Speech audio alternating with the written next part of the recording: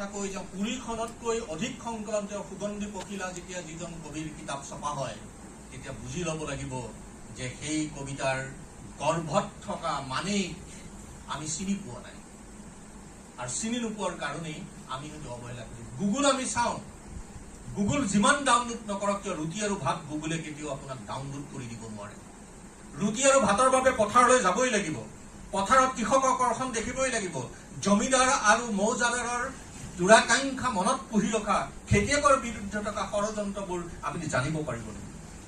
হিৰুদাৰ কবিতা পঢ়িবলৈ হলে, হিৰুদাৰ কবিতাক ব্যঞ্জনা ৰূপকলা জানিবলৈ হলে আপুনি শিকিব লাগিব অসমীয়া ভাষাটোক নিখুঁতভাৱে, নিতুলভাৱে, পৰিশীলিতভাৱে, মননশীলভাৱে, দৃষ্টিনন্দনভাৱে, নান্দনিকভাৱে আৰু আমাৰ হৃদয়ৰ অন্তপাশে ই বিৰামহীনভাৱে আমাৰ ভাষাটোক চহকী কৰা কাম কৰিব লাগিব।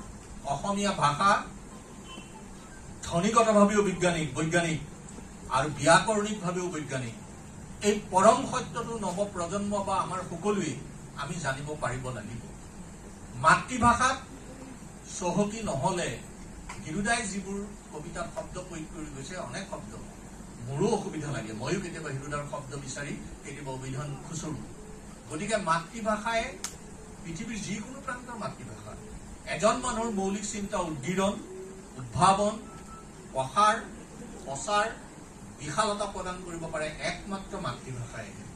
গতিকে মাতৃভাষাত চহকী নোহোৱা মানুহে আন কোনো ভাষাতে চহকী হ'ব নোৱাৰে।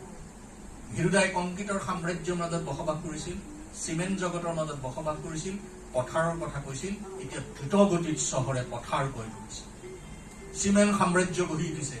তাত হিৰুদাৰ শব্দ বিচাৰি নতুন প্ৰজন্মই নাপাব, কাৰণ তেওঁৰ এটা কবিতাত এইখিনি হোৱাৰ পিছতেই একেকোবে পামগৈ বেলতলা পথাৰ। তেওঁৰ এটা কবিতাত সেই বাক্যটো আছে, বেলতলা পথাৰ। বেলতলাখন এখন বিশাল পথাৰ আছিল, আজি বেলতলাত কয়লাৰ সাম্ৰাজ্য, বেলতলাত ট্ৰাকৰ সাম্ৰাজ্য, বেলতলাত ডাঙৰ ডাঙৰ বিল্ডিঙৰ সাম্ৰাজ্য। সেই সাম্ৰাজ্যৰ মাজেৰে আপুনি পূৰ্ণিমাৰ জোনটো চাব নোৱাৰে, যিটো জোন হিৰুদাই দেখিছিল। খেতিয়কৰ বোকা লগা শৰীৰটো আপুনি দেখা নাপায়, যিটো হিৰুদাই দেখিছিল।